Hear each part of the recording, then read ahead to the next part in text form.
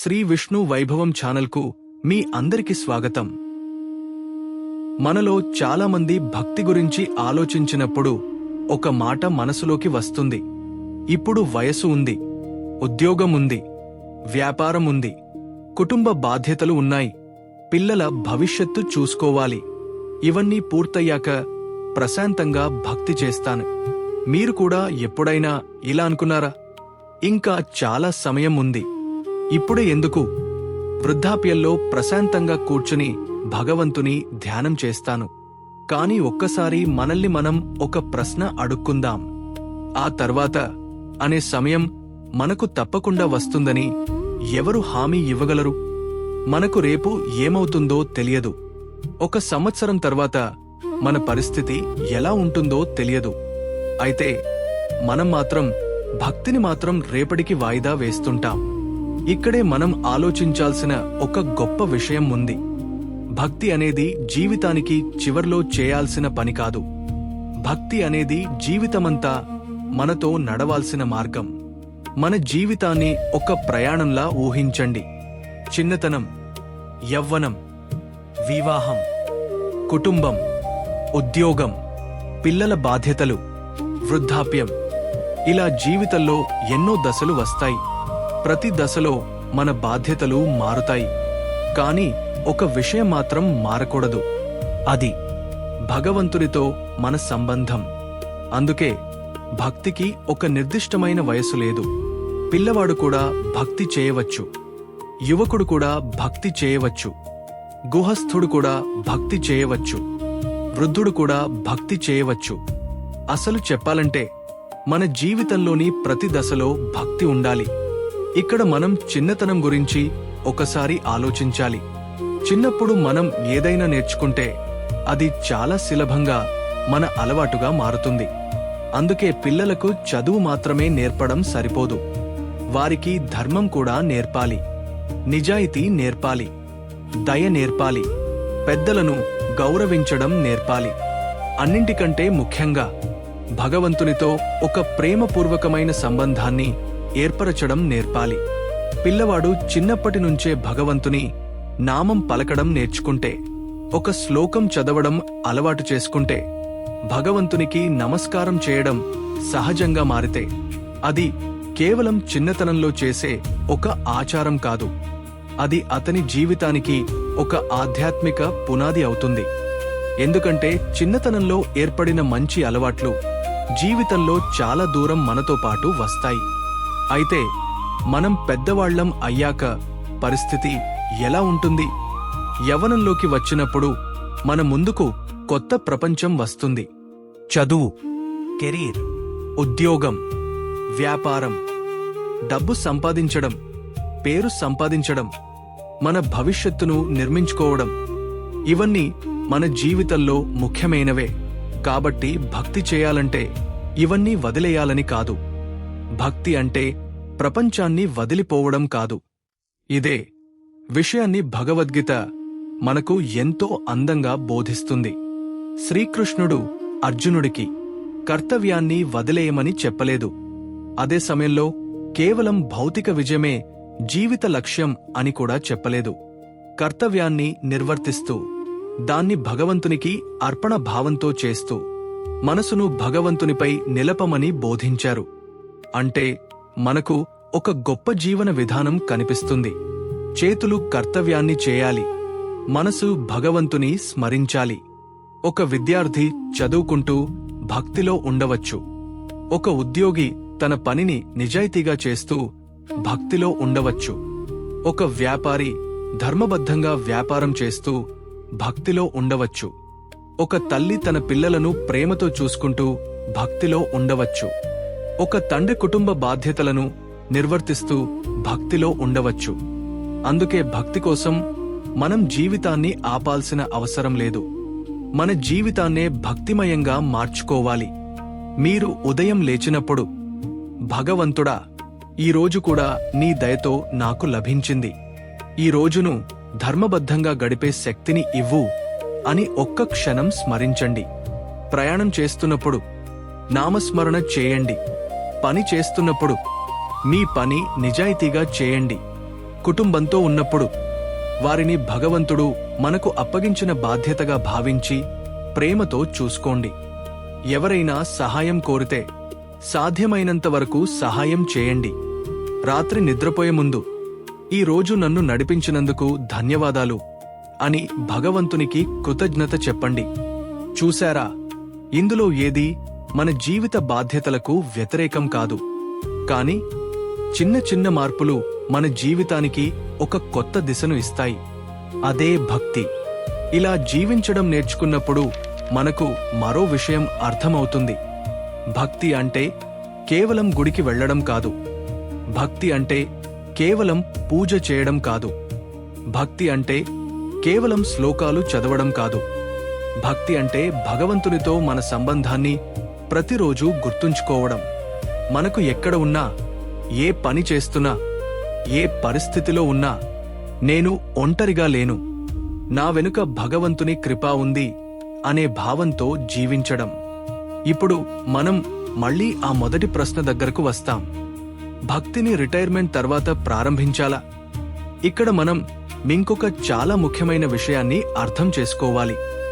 సరే, ఇప్పుడు కాకపోతే వృద్ధాప్యంలో భక్తి చేస్తాను అని మనలో చాలామంది అనుకుంటారు. కాని వృద్ధాప్యం వచ్చిన తర్వాత భక్తి చేయడం తప్పు కాదు.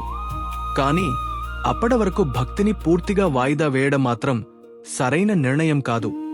ఎందుకంటే వయస్సు పెరిగే కొద్దీ మన శరీరం మనం అనుకున్నంతగా సహకరించకపోవచ్చు. ఆరోగ్య సమస్యలు రావచ్చు. ఎక్కువసేపు కూర్చోవడం కష్టంగా ఉండవచ్చు. ప్రయాణం చేయడం కష్టమవచ్చు. రోజువారీ పనులే అలసట కలిగించవచ్చు. అంతేకాదు, వయసు పెరిగే కొద్దీ ఒంటరితనం, ఆందోళన, జీవితంలో జరిగిన సంఘటనలపై బాధ, భవిష్యత్తుపై భయం వంటి మానసిక భారాలు కూడా కొంతమందికి పెరగవచ్చు. మనసు ఎప్పుడూ ప్రశాంతంగా ఉంటుందని కూడా చెప్పలేం. కొంతమందికి జ్ఞాపకశక్తిలో మార్పులు రావచ్చు. కొంతమందికి శరీర ఆరోగ్య సమస్యలే ఎక్కువగా ఉండవచ్చు. అలాంటి సమయంలో ఇప్పుడే మొదటిసారి భక్తి చేస్తాను, ఇప్పుడే మనసును భగవంతునిపై నిలుపుతాను అనుకోవడం అంత సులభం కాకపోవచ్చు. అందుకే మన పెద్దలు చెప్పిన మార్గం ఎంత గొప్పదో మనం ఇప్పుడు అర్థం చేసుకోవచ్చు. భక్తిని చివరి దశ కోసం దాచుకోవద్దు. చిన్నప్పటి నుంచే కొంచెం కొంచెంగా అలవాటు చేసుకోవాలి. రోజుకు ఒకసారి భగవంతుని నామస్మరణ చేయండి. ఒక శ్లోకం చదవండి. కొద్దిసేపు భగవంతుని గురించి ఆలోచించండి. సత్సంగం వినండి. భగవద్గీతలో ఒక శ్లోకం అర్థం చేసుకోండి. ఇలా సంవత్సరాల తరబడి కొనసాగితే భక్తి మనకు ఒక పనిగా ఉండదు. అది మన స్వభావంలో ఒక భాగంగా మారుతుంది. అప్పుడు వృద్ధాప్యం వచ్చినప్పుడు ఇప్పుడు భక్తి ఎలా ప్రారంభించాలి అనే ప్రశ్న ఉండదు. ఎందుకంటే మనసుకు అప్పటికే భగవంతుని స్మరణ అలవాటై ఉంటుంది. శరీరం సహకరించకపోయినా మనసులో నామస్మరణ ఉండవచ్చు. గుడికి వెళ్లలేకపోయినా ఇంట్లోనే భగవంతుని స్మరించవచ్చు. ఎక్కువసేపు పూజ చేయలేకపోయినా ఒక్కసారి ప్రేమతో కృష్ణ అని స్మరించవచ్చు. అంటే వృద్ధాప్యంలో భక్తి చేయకూడదు అని కాదు. వృద్ధాప్యం వరకు భక్తిని వాయిదా వేయకూడదు. ఇదే ఈ విషయం యొక్క అసలు సారం. భక్తి అనేది చివరి రోజుల్లో మొదలుపెట్టే సాధన కాదు. చివరి రోజులు వచ్చినప్పుడు మనకు తోడుగా ఉండేలా ఈ రోజు నుంచే మనసులో పెంచుకోవాల్సిన సంబంధం. అందుకే బాల్యంలో భక్తి అలవాటు కావాలి. యవ్వనంలో భక్తి బలంగా మారాలి. గృహస్థ జీవితంలో భక్తి మన కర్తవ్యాలకు మార్గదర్శకం కావాలి.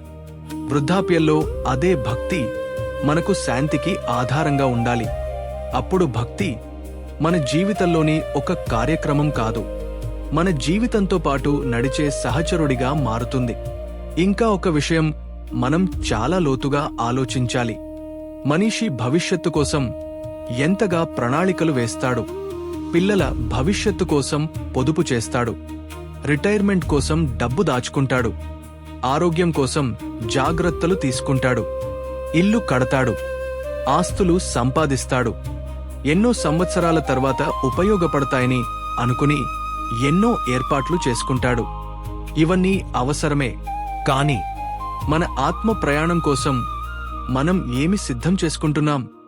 ఈ ప్రశ్న మనల్ని మనం అడగాల్సిన సమయం వచ్చింది. ఎందుకంటే భౌతిక జీవితానికి సంబంధించిన ఎన్నో విషయాలు మనతో శాశ్వతంగా ఉండవు. కానీ మన ఆధ్యాత్మిక సాధన, భగవంతునిపై భక్తి, నామస్మరణ, జ్ఞానం, సంస్కారం ఇవి మన అంతరంగాన్ని మార్చుతాయి. అందుకే భక్తిని ఒక అదనపు పని అనుకోకండి. భక్తిని జీవితంలో ఒక భాగంగా చేసుకోండి. ఇప్పుడు ఇంకో విషయం, మనకు జీవితంలో ఎన్ని సంవత్సరాలు ఉన్నాయో ఎవరికీ తెలియదు. మనకు రేపు ఉందని మనం అనుకుంటాం. ఎందుకంటే ఇప్పటివరకు ప్రతిరోజూ రేపు వచ్చింది. కాని జీవితం గురించి ఎవరికీ హామీ లేదు.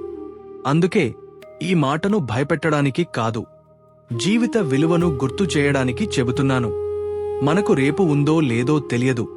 కాని ఈ క్షణం ఉంది, ఈ శ్వాస ఉంది, ఈ మనసు ఉంది, ఈ భగవంతుని నామం పలికే అవకాశం ఉంది. అయితే ఎందుకు ఆలస్యం? ఇప్పుడే ఒకసారి భగవంతుని స్మరించండి. మీరు చిన్నవారైతే ఇప్పటినుంచే ప్రారంభించండి. మీరు యువకులైతే మీ చదువు, ఉద్యోగం, కుటుంబ బాధ్యతలతో పాటు భక్తిని కూడా తీసుకెళ్ళండి. మీరు గృహస్థులైతే మీ ఇంటినే ఒక చిన్న భక్తి మందిరంగా మార్చుకోండి. మీరు వృద్ధులైతే ఇప్పటివరకు గడిచిన జీవితాన్ని భగవంతునికి అర్పిస్తూ మరింత ఎక్కువగా నామస్మరణ చేయండి. ఎందుకంటే భక్తిని ప్రారంభించడానికి ఆలస్యం ఉండదు. కాని వాయిదా వేయడానికి మాత్రం కారణాలు ఎప్పుడూ ఉంటాయి. రేపు చేస్తాను, సమయం లేదు, పిల్లలు పెద్దయ్యాక చేస్తాను, ఉద్యోగం పూర్తయ్యాక చేస్తాను, రిటైర్మెంట్ తర్వాత చేస్తాను, ఇలా మన జీవితం మొత్తం తర్వాత అనే ఒక్క మాటలో గడిచిపోవచ్చు. అందుకే భక్తిని తర్వాత అనే పదానికి అప్పగించకండి. ఈరోజు ఒక చిన్న అడుగు వేయండి. ఒకసారి కృష్ణ అని ప్రేమతో పలకండి. ఒక శ్లోకం చదవండి. ఒక మంచి పని చేయండి. ఒకరికి సహాయం చేయండి. ఒక నిమిషం భగవంతుని గురించి ఆలోచించండి. ఆ చిన్న అడుగు రేపు ఒక అలవాటుగా మారవచ్చు. ఆ అలవాటు ఒకరోజు సాధనగా మారవచ్చు. ఆ సాధన మన జీవితాన్నే మార్చవచ్చు.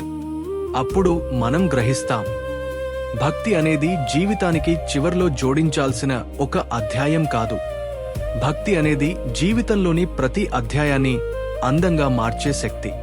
కాబట్టి చిన్నప్పటి నుంచే భక్తి, యవ్వనంలో భక్తి, కుటుంబ బాధ్యతల మధ్య భక్తి, కష్టాల్లో భక్తి, సంతోషంలో భక్తి, వృద్ధాప్యంలో కూడా భక్తి, చివరి వరకు భగవంతుని స్మరణ. మన చేతులు ప్రపంచంలో మన కర్తవ్యాలను చేస్తూ ఉండవచ్చు. మన కాళ్ళు జీవిత ప్రయాణంలో ముందుకు నడుస్తూ ఉండవచ్చు. కాని మనసు మాత్రం భగవంతుని పాదాల దగ్గర ఉండాలి. ఎందుకంటే మనకు ఎంత సమయం ఉందో మనకు తెలియదు. కాని భగవంతుని స్మరించడానికి ఈ క్షణం మాత్రం మన చేతిలో ఉంది. కాబట్టి భక్తిని రేపటికి వాయిదా వేయకండి. ఈ క్షణం నుంచే ప్రారంభించండి. ఈరోజు మీరు చేసే ఆ చిన్న నామస్మరణ మీ జీవితంలో ఒక గొప్ప ఆధ్యాత్మిక ప్రయాణానికి మొదటి అడుగు కావచ్చు. భగవంతుని కృప మనందరిపై ఉండాలి. మన జీవితాలు ధర్మంతో నిండాలి. మన హృదయాలు భక్తితో నిండాలి. మన ప్రతి కర్మ భగవంతునికి అర్పణ కావాలి. మరి చివరగా ఒక మాట, భక్తి రిటైర్మెంట్ తర్వాత చేసేది కాదు. భక్తి అంటే జీవితాంతం భగవంతునితో కలిసి నడిచే ప్రయాణం. హరే కృష్ణ. ఈ వీడియో చూసినందుకు మీ అందరికీ ధన్యవాదాలు. ఇలాంటి శ్రీమద్భాగవతం, భగవద్గీత మరియు సనాతన ధర్మ బోధనల కోసం శ్రీ విష్ణు వైభవం ఛానల్ను సబ్స్క్రైబ్ చేయండి. ఈ వీడియోను షేర్ చేసి మీరు కూడా సనాతన ధర్మ ప్రచార మహాయజ్ఞంలో భాగస్వాములు కండి మరియు శ్రీకృష్ణుని ఆశీస్సులు పొందండి. సర్వం శ్రీకృష్ణార్పణమస్తు.